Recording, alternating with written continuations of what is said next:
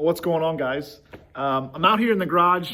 I'm waiting on a customer to drop by. He's gonna drop off his LSJ.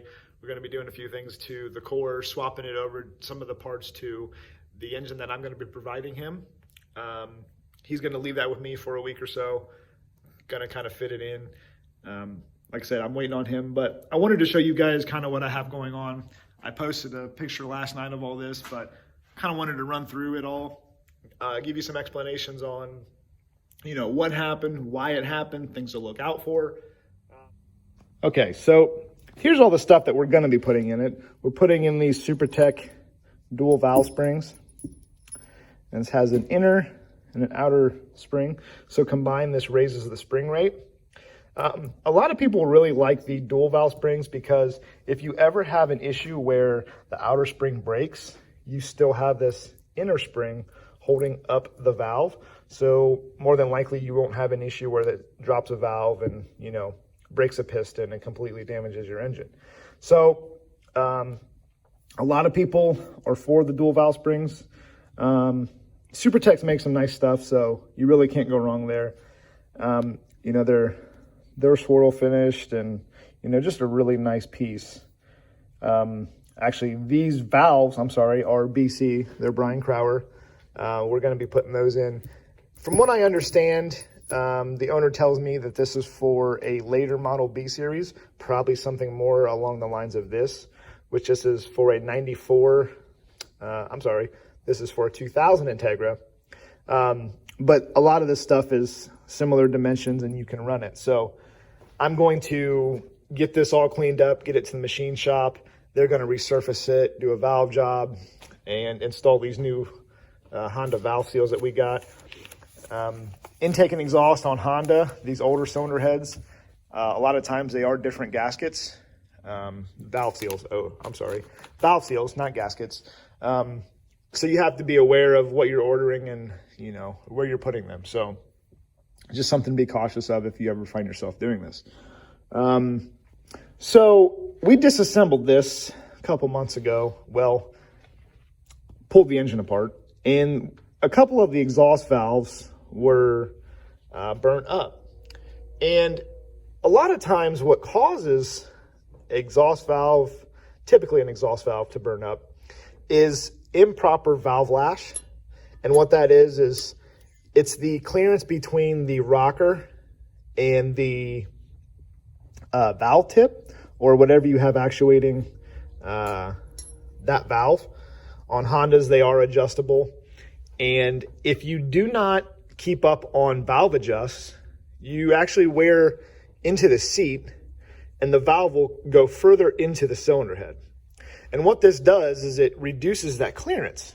So then when you're up to operating temperature, your exhaust valve are typically the ones that receive the most because they have the highest wear. They will go further up into the cylinder head. And what that will do is it'll reduce that clearance, and you might not spend enough time on seat. And when that valve isn't on seat long enough, it doesn't have time to dissipate the heat into the seat where there's coolant and everything running around here. So it puts a lot of stress and heat on that valve. And after a while, it'll actually eat away at the margin. And I've seen chunks. I was kind of looking for a valve laying around here, but I have one where the customer ran it lean, and that was the source of the heat, excessive heat, and it burnt a chunk out of the valve. What I think happened on this, somebody rebuilt it, they put a head gasket on it or something along those lines. They adjusted the valves, and either they didn't go back through them after the initial valve adjust, which you should do after, a few thousand miles or whatever, just to make sure that it's good. And it probably had the exhaust valves way too tight. So it ended up burning a valve. It was parked, and then the engine was pulled when my friend brought it. It then sat probably open manifolds for a while. That's why you see, this rust and whatnot. Not really a concern because we are going to be putting new valves in it, but a lot of times you can clean these up as long as the valve isn't worn too much. You can see a lot of oil deposits, and I would assume that a lot of this is from worn out piston rings or something of the sort. You can actually see on cylinder 3, I guess it would be, a huge chunk of carbon on that spark plug. And I believe this was coming from up past the piston rings, and it was being burnt that way. So maybe that was why they tore it apart in the first place. Maybe they were trying to remedy that and then it burned a valve. Who really knows? But I don't believe that that is from exhaust valve seals. It could be a little bit, but I don't think that you would see it up past that way. A lot of times you can look at the piston when you pull it out and you can kind of see where the carbon tracking is, and that'll give you an indication on where the oil consumption started. So I know that's a lot of information, kind of jam-packed into a short video, but I just wanted to give you a rundown on all that. I mean, like I said, I'm going to get this to the machine shop. I'm going to try pulling these studs out so we can clean these gasket flanges and get this thing back together. So he's going to be building a bottom end for it, getting the machine work done. That's going to happen in months to come, but I want to get this kind of going and get this out of the way. And like I said last night, I gasket matched this Integra manifold. Like I said, he bought a bigger throttle body and wanted it opened up. He didn't want to go crazy with it, so we didn't port the inlet of it, or ported just the inlet of it, but nothing on the runners.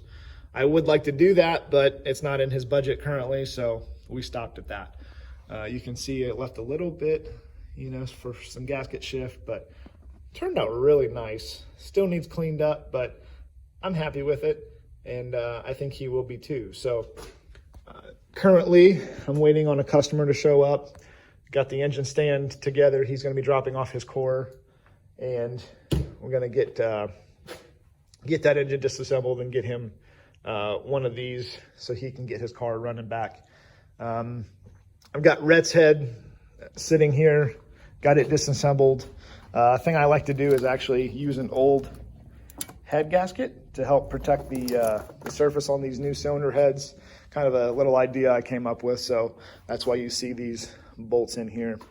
Anything I can do to keep the surface from getting damaged during porting and